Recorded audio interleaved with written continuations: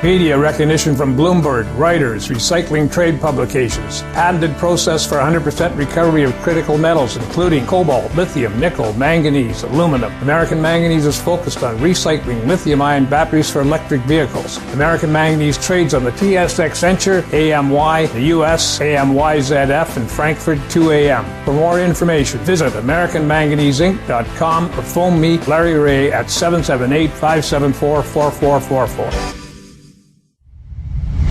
You're listening to HowStreet.com radio, available online at TalkDigitalNetwork.com. Welcome to HowStreet.com radio, the online source for market opinions. Here is Jim Goddard. My guest is Mike Mish Shedlock, editor of Mish's Global Economic Trend Analysis on maven.net/MishTalk. Welcome back to the show, Mish. Hope you had a good Thanksgiving. Pleasure to be back on. I did have a good Thanksgiving. Lots of stuff going on here on the political scene in Europe and in the U.S. President Trump left NATO in a hissy fit after he got into a feud with Macron. We've got a election coming up in the UK. I think Boris Johnson is going to win that handily. And here back in the U.S., we've got impeachment proceedings against Trump.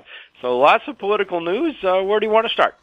Well, the UK election, I think, is pretty important for, I think, the U.S. and Canadian economies, depending on what happens in Britain with the election and whether they actually leave the European Union. So with you favoring the Tories, is it a case of people really, I mean, Boris is controversial, but people outright don't like Jeremy Corbyn? That's it in a nutshell, and I think people don't realize that. Everyone thought, even amongst my own readers arguing with me, well, this election's not over yet, and of course we never know how things are going to turn out. There's still 1 week left, so things can change. I just don't expect them to. A couple weeks ago, I did a post. I said this election has changed from being into a referendum on Brexit to being a referendum on Corbyn. And while Brexit is still important, and for some people that's the most important issue, but people are just looking at this radical plan that Corbyn has put out there in his what's called an election manifesto, where they publicize, all the parties publish what they intend to do when they're elected. He wants to nationalize air, he wants to nationalize water, he wants to nationalize buses, he wants to nationalize the internet, free internet for all. And, some of these ideas sound pretty good when you promise all of these things for free, but people are starting to realize that, these things really aren't free, and so how are we going to pay them? I think Corbyn has scared the business community. They were very fearful and very anti-Brexit. They were fearing no deal, but Johnson is not going to deliver no deal. He actually worked out a reasonably good deal, I think a very good deal, for the UK, much, much better than what Theresa May did, and it should satisfy most of the people who just simply wanted to stop no deal. Meanwhile, Jeremy Corbyn has a platform that he's going to renegotiate that deal with the EU and then hold a referendum on it. People are sick of this Brexit debate. They don't want another referendum. The polls within the polls show that people just do not support another referendum. Some people would prefer to remain, but they're coming to grips with the idea that Brexit is going to happen. Meanwhile, Corbyn is personally accused of being anti-Semitic, and even on some issues where people thought that labor would stand to benefit, say national health care, actually turns out the polls within the polls show that people trust Johnson more than Corbyn, even on health care. Very tough to get elected when nobody can stand you. On the U.S. election front, Elizabeth Warren was in first place on the polls on the Democratic candidates. Is that still the case? No, actually, I'm kind of surprised by it. Perhaps I shouldn't be. But Elizabeth Warren is another one of these lightning rods. Kamala Harris was another one. She just dropped out of the campaign. But I think Hillary was one of the few people that Trump could actually beat.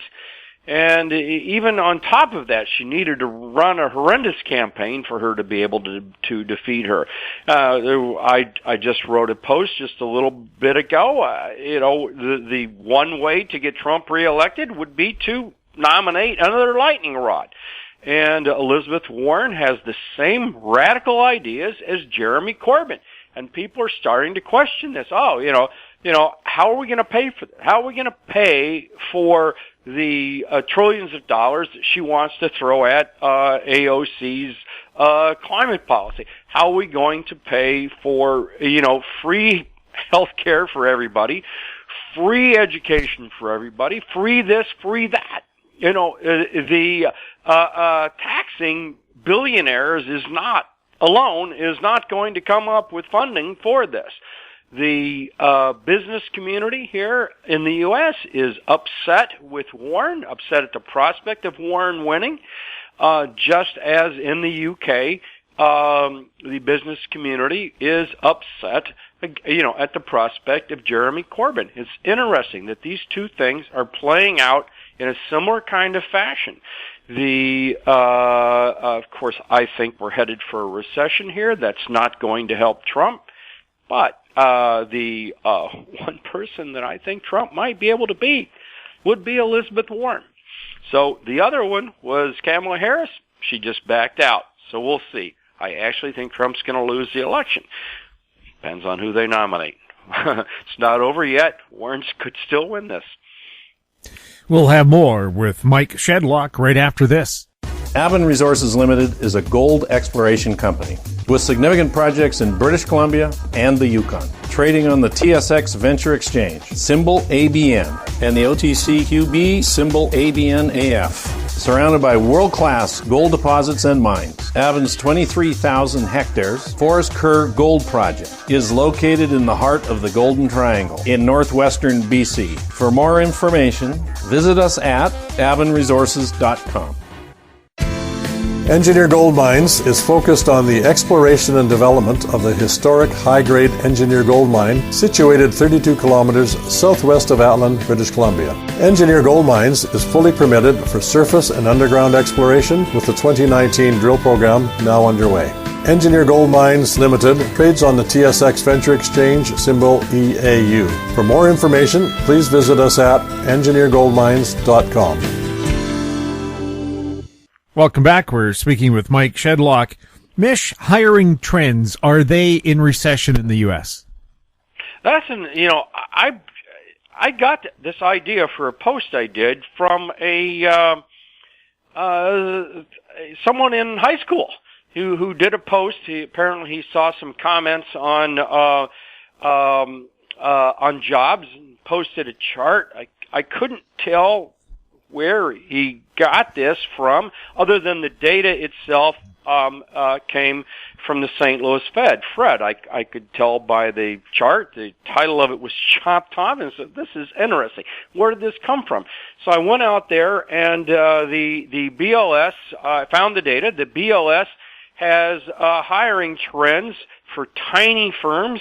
That's 1 to 12 companies, and then for small companies, which is 1 all the way up to 50, I think, and then for medium-sized companies, it goes all the way up to 450, and then for all the companies.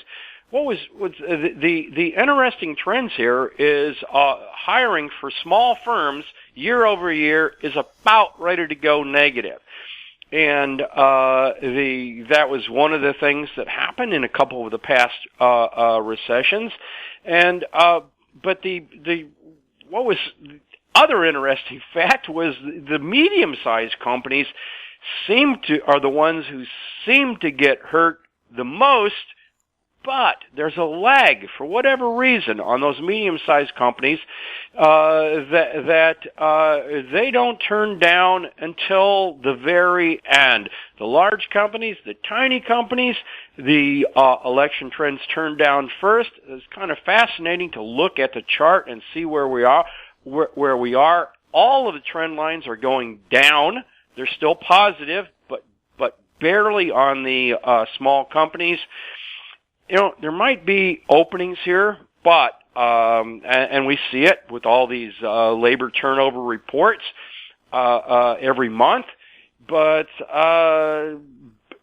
businesses are questioning what they're getting, you know, for the amount that they have to pay, and that's showing up in the small firms the most.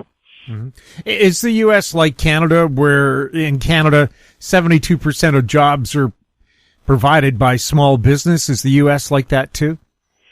It's I don't know the exact breakdown here. I don't believe that's true. But small businesses and medium-sized businesses provide the most growth. I mean, that's where, because small businesses eventually turn into big businesses.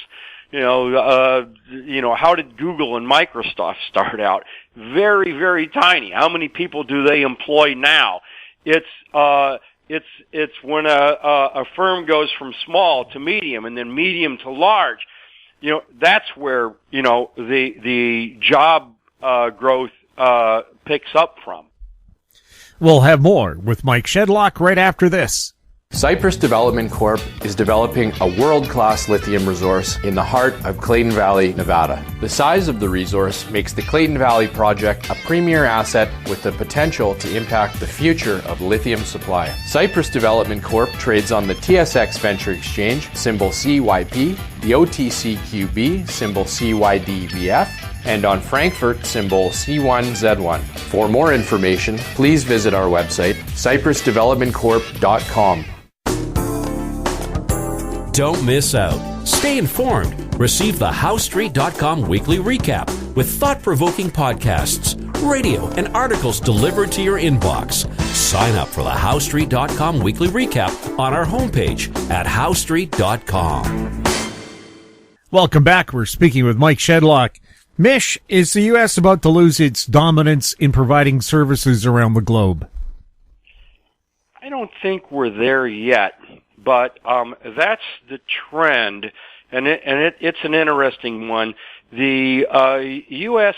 services is one area in which the United States runs a surplus. So we run a trade surplus in services.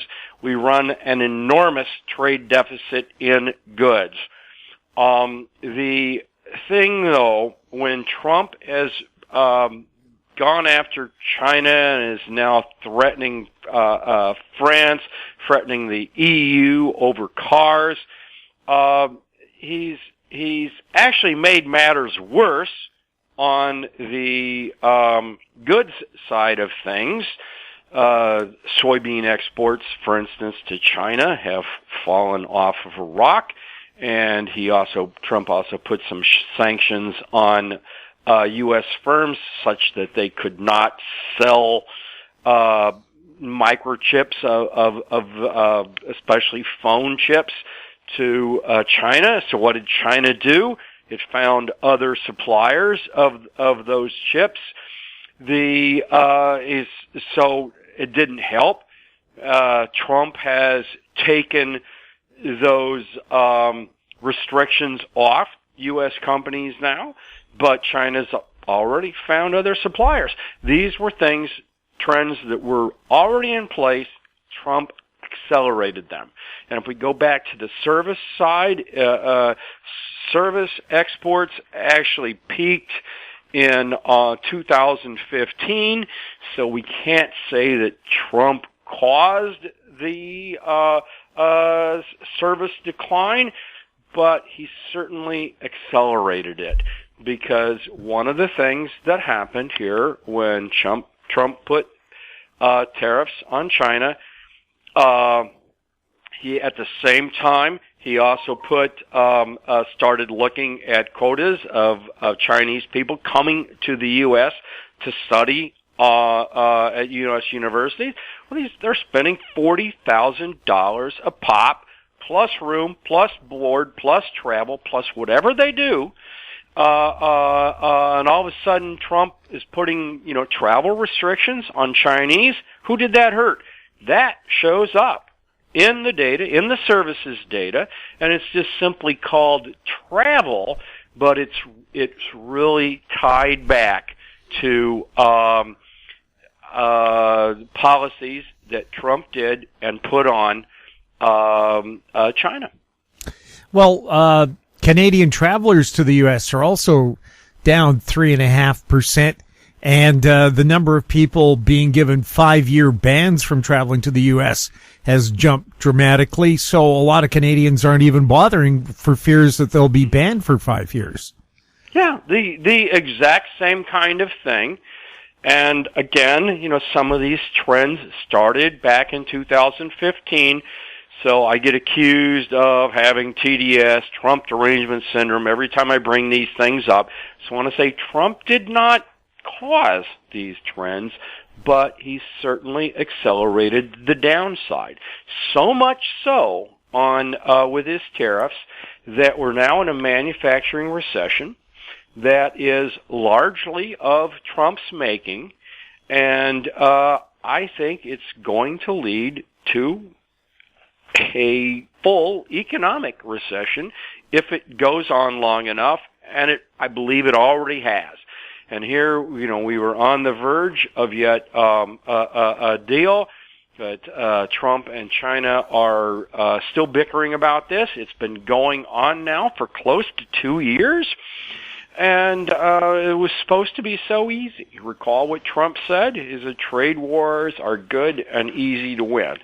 Well, he's proven that they are neither good nor easy to win just by the results themselves. Last week he said the U.S.-China trade dispute might not be settled until after the election. Is that? And then the very next day he came out and said, we might have a deal after all. But China, my understanding, is still insisting that Trump is going to have to roll back some of these tariffs, not simply postpone new ones. Trump says he doesn't want to do that. All of these things that Trump says he doesn't want to do, in the end he does, or has been doing. But this one is dragged out so long that it might not actually matter. It might be too late. We are on the verge of 2020 right here, and simply working out a deal that more or less keeps things at the status quo, where China starts importing more soybeans, is not going to fix the global trade problems. It might very well be a case of too little, too late, even if they manage to get this deal signed. And if they don't get the deal signed, then I'm even more confident that we are heading into recession. Is Amazon looking at a labor revolt going into Christmas? I don't know. I read these stories. There's a huge revolt going on in France. What do these things mean? I think the revolt in France is far more meaningful than what's going on here. The French revolt as a protest, as a way of life, almost, it seems. There's over 800,000 people, protesting pension reforms that Macron wants to put in place. Essentially wants to raise the retirement age, not necessarily in that fashion, but rather by saying increasing the number of years someone has to work before they can retire. Either way, the French aren't happy with it. They want their cake and eat it too. Of course, everyone, everywhere wants free stuff. Not for the other guy, Jim. Not for the other guy. They want free stuff for themselves. So, the only way that they could do this is if they raise taxes on everybody else. And of course, when Macron, put on a gas tax to handle one of the other things that the French seem to want, which is climate change. Well, they want climate change, but they don't want gas taxes to go along with it. So this is the problem that Macron is facing with all of his reforms. And unlike in the U.S., where people just mumble and complain, in France, they go out there and strike, and this is going to have an impact on their economy. Yeah, and in Canada, they may write a strongly worded letter to the editor. Yes, those things don't go anywhere. In France, they block traffic, dump literally loads of SHIT on the street that has to be cleaned up. If someone did that in the U.S., they would be arrested. Instead, farmers will literally dump merde right in the streets, blocking traffic. It's a mess. So France was actually starting to improve economically, although Germany has been going into the gutter over Brexit and over car sales. This latest revolt, these strikes, this can linger on for weeks.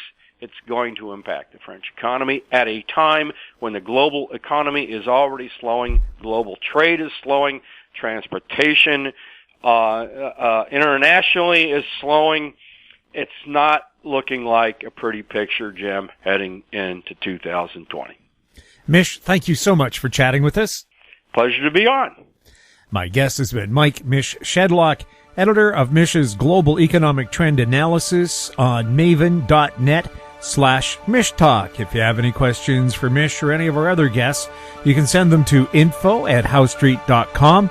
Our YouTube channel is Talk Digital Network. Find us on Twitter @HowStreet. We're also on Facebook. I'm Jim Goddard. Thank you for listening. Comments made on HowStreet.com radio are an expression of opinion only and should not be construed in any matter whatsoever as recommendations to buy or sell any financial instrument at any time. Available online at TalkDigitalNetwork.com. HowStreet.com radio is a production of HowStreet Media Incorporated.